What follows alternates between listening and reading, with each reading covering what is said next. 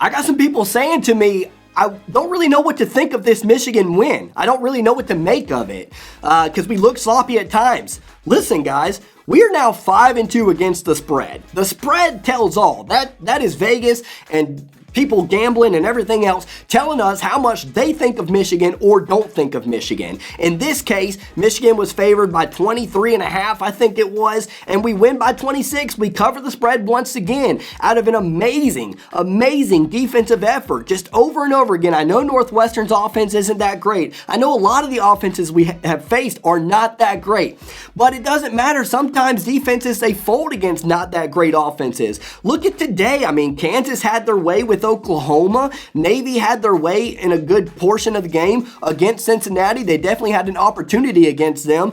Penn State loses to Illinois. There's a lot of teams that don't show up the way that Michigan did today. So me personally, I'm very proud of the Michigan Wolverines today. They enforced their will on the ground game. They enforced their will on the defensive side of the ball, and they just played good football once again. Now, obviously, you know me, Mr. Negative, who everybody calls me, Mr. Negative, is going to point out a couple things that we could have done better. One being, once again, I love Hassan Haskins, but we have got to start giving Blake Corum the ball more than Haskins. Corum averaged 6.3 yards per carry today. Both he and Haskins had 2 touchdowns, and Haskins averaged 4.8 yards per carry. So Haskins is very good, but it's the same telltale every single game. Blake Corum, I'm sorry, I love Hassan Haskins, man, and he definitely deserves to get plenty of carries. But the best running back on this football team is without a doubt Blake Corum, and I don't understand why he keeps getting less carries than Hassan Haskins. I know it's kind of a rotation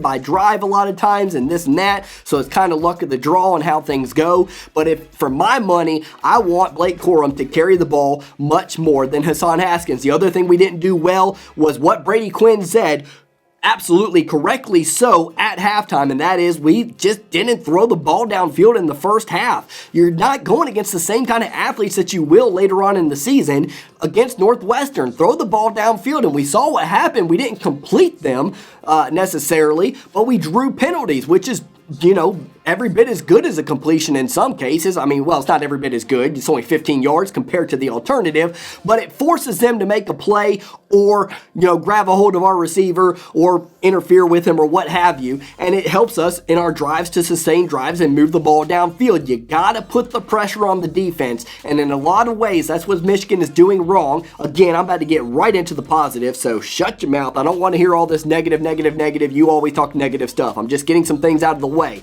You got to put the pressure on the defense. You can't continue to play this always methodical way. I know that's Harbaugh's comfort zone, but in some portions, you can stay in that comfort zone when you have the big lead like we did later in the game. Then we can stay in that comfort zone, you know, in some extent. You don't just completely take the pedal off the metal, but you get what I'm saying. If you continue to play this comfort zone thing, you end up in situations where you're only up 10-7 at halftime based on a couple made plays by Northwestern. A long run right before the end of the half and a turnover right before the end of the half, and it keeps Northwestern in the game, and that's the problem that you run into if you're not aggressive when you're Michigan. But outside of that, wow, we played very well. Again, the offensive line just continues to impress. Listen, as good as Blake Corum and Hassan Haskins are, for my money, I said it. I said this is the best duo at Michigan that we have had in a long time, and we're probably one of the best duos in the nation at this point. I don't think anybody could really deny that.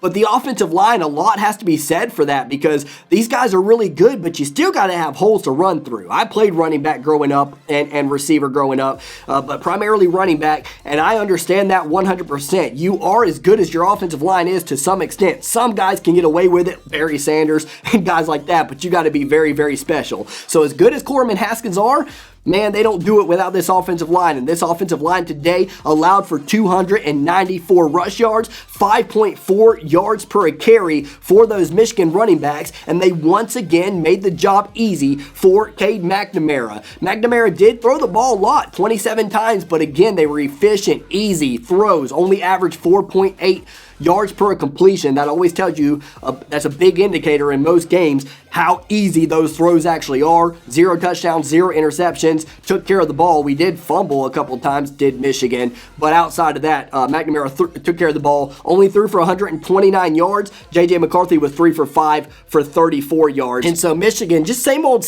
on offense, just very methodical running the ball. And, I think most people agree we're going to have to try to keep some creativity and throw the ball downfield and let Cade sling it at some point. I don't know how much longer this is going to work, and it really is going to matter next week, man. You're going to have to win some matchups on the outside edges against Michigan State. You're not going to ground and pound the ball against Michigan State. They always bring their best effort in the trenches against Michigan on both sides of the ball. We're going to have a problem next week. I think it's going to be an excellent game. I'm calling for it 24-20. I've called it for weeks now, 24-20 in Michigan's favor. But man, I don't think it's going to be easy, and I think we're going to sweat next week out. Once again, Eric Hall has become one of my favorite tight ends in quite some time for Michigan, or among them. And that's so funny considering last year he was one of my least favorite guys. He couldn't catch the ball. He's always been a pretty good blocker, but he could not catch to save his life. But he continues to be pretty sure-handed this year. And today, 5 receptions for 34 yards. Mike Sanderstel, 4 receptions for 33 yards. And Corny Johnson, 3 receptions for 30 yards. Michigan, without Ronnie Bell, we don't have that go-to guy on the receiving end, but that's okay, man. That's okay to some extent. I mean, I think that's going to matter at some point. I for sure think it's going to. You got to have that guy. Joel Klatt said it during the game. You got to have that guy in the red zone. Last year it was Nico Collins. 2 years ago it was Nico Collins when he played. And, he was definitely that target. We've had those targets in the past. We don't necessarily have that guy this time around, but it'll be all right. We're still distributing the ball and we're efficient. Again, Cade McNamara was 20 for 27. The offense, there's just not much to say about them. They were what Michigan football is, and hopefully that will work to an extent. But next week, we're going to have to make plays when it matters most. Now, let's talk about the defense. And the first thing I want to start out with is, obviously, I love Aidan Hutchinson.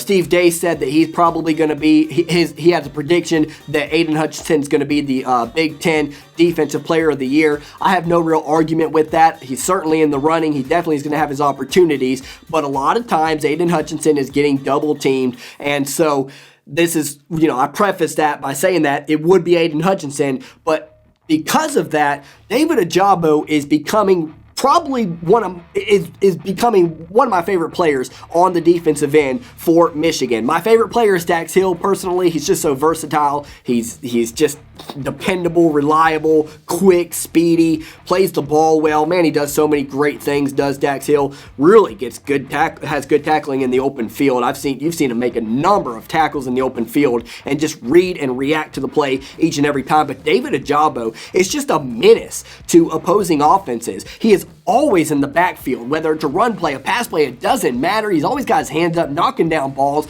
always just making plays, and came out of completely nowhere. So just for that alone, he's definitely one of my favorites. Now, here's where we need to clear up. I know I said I was done with the negative, but it just now came to my head. We have got to clear up some of these little small dink and dunk passes, man. The screen over and over again today. You know that's Northwestern's only real weapon at this point. You got to stop that, man. You can't give up that kind of stuff. The linebacking core has been playing awesome against the run. Against the pass, the linebacking core has got to figure out how to get out there. And not only just get out there, but make the tackle. They have to figure that out. You're going to need to do that against Michigan State, Penn State, maybe. Who knows? They just lost to Illinois. Ohio State, some of these better teams, and I'm telling you, I'm not gonna look past Indiana. Indiana always gives us a hard time. Penix might start getting in a groove by then, so they could do some damage to us as well. But all in all, the defense was just outstanding today. Only gave up 4.2 yards per pass completion.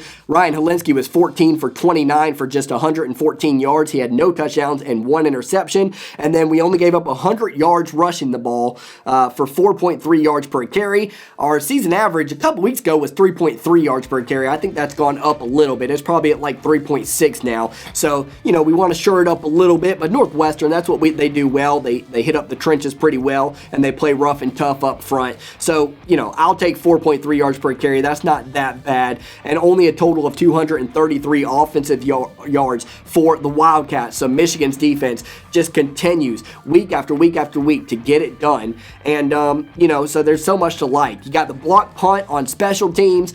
You know, obviously Moody missed his one kick. That was tough, but that was the announcer curse. That didn't mean that much. It did mean a little bit at the time. I thought that Northwestern was going to get a backdoor cover on the spread, and I picked Michigan to cover the spread, so I was freaking out. I was like, come on, man. Michigan deserves the spread. We played excellent in the second half. We really played just fine in the first half, you know. You just gave up some big plays late down the stretch to make the game much closer. You got to shore some of those things up, and now here we are, 7-0 against 7-0 Michigan State, and this is what you hoped for. If you're, I mean, honestly, even though I'm not a Michigan State fan, can't stand them, obviously, and you Michigan State fans, you're not Michigan fans, you can't stand us, obviously, this is what you hope for the in-state rival game.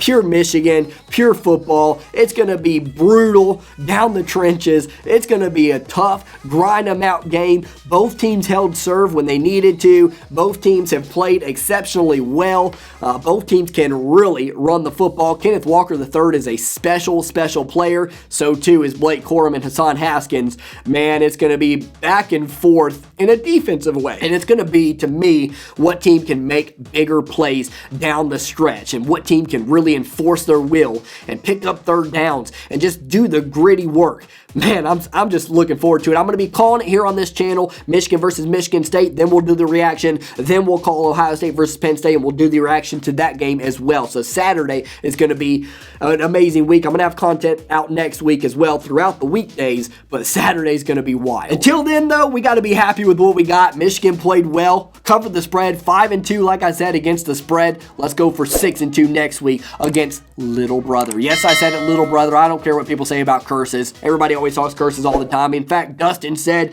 that I was cursing us by picking us against the spread here today, and guess what? Not the case. We won, and we covered the spread. So curses are nothing. Let's beat Little Brother next week. Go Blue, baby. We'll see you for the Ohio State and Indiana reaction shortly.